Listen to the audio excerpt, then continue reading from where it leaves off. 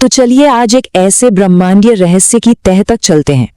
ये कहानी सिर्फ एक ग्रह की नहीं बल्कि एक किरदार की है, एक खोए हुए किरदार की जिसका नाम है वीनस, जिसे हम पृथ्वी की खोई हुई बहन भी कहते हैं।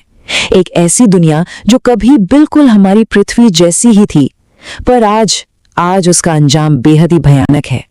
वीनस को अक्सर ज्यादातर लोग पृथ्वी की जुड़वा बहन या ट्विन सिस्टर कहते हैं। और देखिए ऐसा क्यों है। साइज और बनावट में दोनों लगभग एक जैसे हैं, मानो एक ही मिट्टी पत्थर से बने दो घर हों। लेकिन बस यहीं पर सारी समानताएं खत्म हो जाती हैं। अब जरा तापमान पर नजर डालिए। एक तरफ हमारी हरी भरी पृथ्वी और दूसरी तरफ वीनस, जहां सतह 462 डिग्री सेल्सियस पर जल रही है। इतनी ज्यादा गर्मी कि वहां लेड यानी सीसा भी पिघल जाता है। तो सवाल ये उठता है कि आखिर ऐसा हुआ क्या? इन दो जुड़वा बहनों की किस्मत में इतना जमीन आसमान का फर्क कैसे आ गया? एक दुनिया जन्नत बन गई और दूसरी धधकता हुआ नर्क। तो बस यही वो साइंटिफिक जासूसी कहानी है जिसके सुराग आज हम बिल के ढूंढने वाले हैं। तो हमारी इस जासूसी कहानी का पहला सुराग छिपा है वीनस के वायुमंडल में। कह सकते हैं कि यही वो असली क्राइम सीन है जहां वो सब कुछ हुआ, वो विनाशकारी घटना घटी जिसने वीनस को हमेशा के लिए बदल कर रख दिया। ये बात शायद सुनने में अजीब लगे, लेकिन वीनस हमेशा से ऐसा जलता हुआ गोला नहीं था। नासा के क्लाइमेट मॉडल्स हमें बताते हैं कि अरबों साल पहले वीनस पर भी समुद्र थे, उथले तरल पानी के महासागर। वहां भी बादल बनते थे, बारिश होती थी। वो एक रहने लायक दुनिया थी, और शायद पृथ्वी से भी ज्यादा समय तक। सोचकर भी अजीब लगता है ना। तो फिर आखिर सब कुछ गड़बड़ कहाँ हुई? इसका जवाब है एक रनअवे ग्रीन हाउस इफेक्ट। हुआ ये कि जैसे जैसे हमारे सूरज की उम्र बढ़ी, वो और गर्म होता गया। इस बढ़ती गर्मी ने वीनस के महासागरों को भाप में बदलना शुरू कर दिया।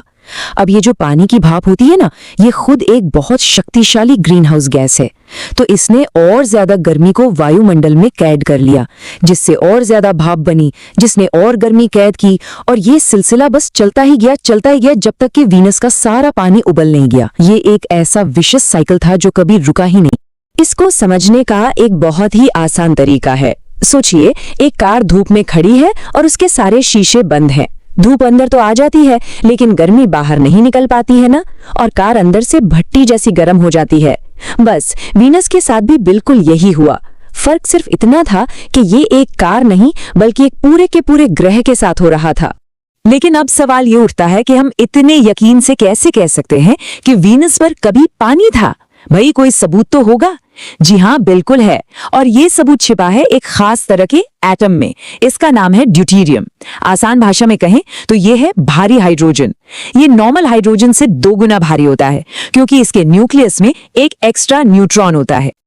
अब इसको ऐसे समझिए, मान लीजिए आप किचन में घंटों तक कोई सूप उबाल रहे हैं, तो क्या होगा? जो हल्का पानी है वो तो भाप बनकर उड़ जाएगा, लेकिन जो भारी मसाले हैं वो बर्तन में ही रह जाएंगे, है ना? वीनस पर भी बिल्कुल यही हुआ। सूरज की तेज किरणों ने पानी के मॉलिक्यूल्स यानी H2O को तोड़ दिया। जो हल्का वाला हाइड्रोजन था वो तो स्पेस में उड़ गया, लेकिन जो भारी वाला हाइड्रोजन था यानी ड्यूटेरियम, वो बेचारा पीछे वायुमंडल में ही रह गया। और यही है हमारा स्मोकिंग गन, सबसे बड़ा और पक्का सबूत। आज वीनस के वायुमंडल में भारी हाइड्रोजन यानी ड्यूटेरियम की मात्रा नॉर्मल हाइड्रोजन के मुकाबले पृथ्वी से 150 गुना ज्यादा है। 150 गुना। ये इस बात का सीधा सीधा सबूत है कि वीनस ने कभी अपने विशाल महासागरों का सारा पानी खो दिया था। तो चलिए अब वायुमंडल की इस परत को चीरकर वीनस की जमीन पर उतरते हैं, और यकीन मानिए वीनस की सतह पर हालात इतने अजीब और भयानक हैं कि उनकी कल्पना करना भी मुश्किल है। सबसे पहले बात करते हैं दबाव की। वीनस की सतह पर एटमॉस्फेरिक प्रेशर है 92 बार्स। अब 92 बार्स सुनने में तो बस एक नंबर लगता है, पर इसका असली मतलब क्या है? इसका मतलब है कि आप पृथ्वी के समुद्र में 1 किलोमीटर की गहराई पर हैं। सोचिए, 1 किलोमीटर नीचे ये इतना ज्यादा दबाव है कि वहां एक मिलिट्री सबमरीन भी पिचक कर रह जाएगी। अगर कोई इंसान वहां खड़ा हो जाए तो उसके शरीर के हर एक इंच पर एक छोटी कार जितना वजन पड़ेगा। जरा सोचिए, तो ये कुचल देने वाला प्रेशर आखिर आता कहां से है? जवाब है इसके वायुमंडल में। यहाँ देखिए, वीनस का वायुमंडल लगभग पूरा का पूरा मतलब 96.5% कार्बन डाइऑक्साइड से बना है।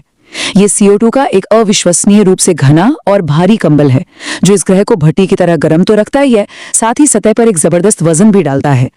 और इसी जबरदस्त गर्मी और दबाव की वजह से एक बहुत ही अजीब चीज होती है। सतह पर ये कार्बन डाइऑक्साइड न तो गैस रहती है और ना ही लिक्विड। ये एक बहुत ही अजीब स्टेट में पहुंच जाती है, जिसे सुपर क्रिटिकल फ्लूइड कहते हैं। मतलब अगर आप वहां चलने की कोशिश करेंगे तो वो हवा में चलने जैसा नहीं होगा, बल्कि ऐसा महसूस होगा जैसे आप किसी गाड़ी जली या किसी स्विमिंग पूल के पानी में चल रहे हैं। कितना अजीब है। और ये अजीबोगरीब बातें यहीं खत्म नहीं होती। वीनस के पहाड़ों की चोटियों पर भी बर्फ गिरती है। हाँ, आपने सही सुना, बर्फ। लेकिन ये पानी की बर्फ नहीं है, ये है जमी हुई भारी धातुओं की बर्फ। लेड और बिस्मथ जैसी धातुएं जो नीचे गर्म मैदानों से भाप बनकर ऊपर उठती हैं और ठंडी चोटियों पर बर्फ की तरह जम जाती हैं। मतलब वहां मेटल की स्नोफॉल होती है। वीनस की पूरी सतह ज्वालामुखियों से पटी पड़ी है, लेकिन ये ज्वालामुखी भी हमारे पृथ्वी जैसे नहीं है। यहाँ पैनकेक डोम्स मिलते हैं जो गाढ़े चिपचिपे लावा से बनते हैं। कोरोना मिलते हैं जो जमीन के नीचे से उठती गर्मी से बने ताज जैसी आकृतियां हैं। और तो और यहाँ विशाल लावा ट्यूब्स हैं, कुछ तो 1 किलोमीटर से भी ज्यादा चौड़ी। हमारे पृथ्वी पर ऐसा कुछ भी नहीं है।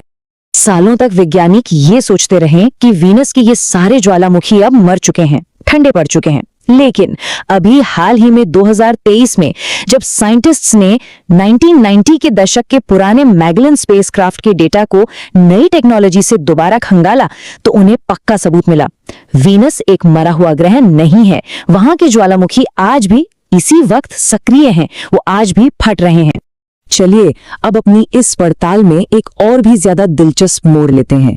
अब हम बात करेंगे जीवन की संभावना के बारे में, और वो भी एक ऐसी जगह पर जहां इसकी उम्मीद करना लगभग नामुमकिन सा लगता है। ये सवाल तब उठा जब वहां एक बहुत ही अजीब गैस मिली। सवाल ये है कि क्या वीनस के उन घने जहरीले सल्फ्यूरिक एसिड के बादलों में, जहां सतह के मुकाबले तापमान थोड़ा कम होता है, क्या वहां कोई माइक्रोस्कोपिक जीव तैर सकता है? क्या वहां जीवन हो सकता है? हुआ ये कि 2020 में वैज्ञानिकों को वीनस के बादलों में फॉस्फीन नाम की एक गैस मिली। अब ये बहुत ही अजीब बात थी, क्योंकि हमारी पृथ्वी पर फॉस्फीन गैस या तो फैक्ट्रियों में बनती है या फिर इसे वो बैक्टीरिया बनाते हैं जो बिना ऑक्सीजन के जीते हैं, जैसे कि दलदल में या फिर जानवरों की आंतों में। लेकिन देखिए, ये समझना बहुत जरूरी है कि ये अभी एक गर्मागर्म वैज्ञानिक बहस का मुद्दा है। एक तरफ कुछ वैज्ञानिक हैं जो मानते हैं कि ये जीवन का एक संभावित संकेत हो सकता है, तो वहीं दूसरी तरफ कुछ वैज्ञानिकों का कहना है कि ये शायद सिर्फ सल्फर डाइऑक्साइड गैस की वजह से आया एक गलत सिग्नल था। तो सच क्या है? सच ये है कि हमें अभी पता नहीं है। इस पहेली को सुलझाने का काम भविष्य के स्पेस मिशंस पर होगा। तो हमारी ये जो जासूसी कहानी थी वो अब अपने आखिरी पड़ाव पर आ गई है। हमने सारे सुराग जोड़ लिए हैं और ये सभी सुराग मिलकर एक बहुत ही शक्तिशाली संदेश देते हैं, एक चेतावनी देते हैं। ये वीनस की पूरी कहानी का सार है, एक दुखद कहानी। एक ऐसी दुनिया जिसका सफर जीवन देने वाले महासागरों से शुरू हुआ, फिर एक बेकाबू ग्रीनहाउस इफेक्ट ने उस पूरे ग्रह को उबाल कर रख दिया, और आज वो बस एक जहरीली भट्टी है जो अपने ही वायुमंडल के बोझ तले दबी हुई है। आखिर में वीनस की कहानी सिर्फ एक दूर के ग्रह की कहानी नहीं है, ये हमारे लिए एक आईना है, एक चेतावनी है। ये हमें दिखाती है कि एक जीती जागती दुनिया का संतुलन कितना नाजुक होता है और चीजें कितनी जल्दी और कितनी बुरी तरह से गलत हो सकती हैं।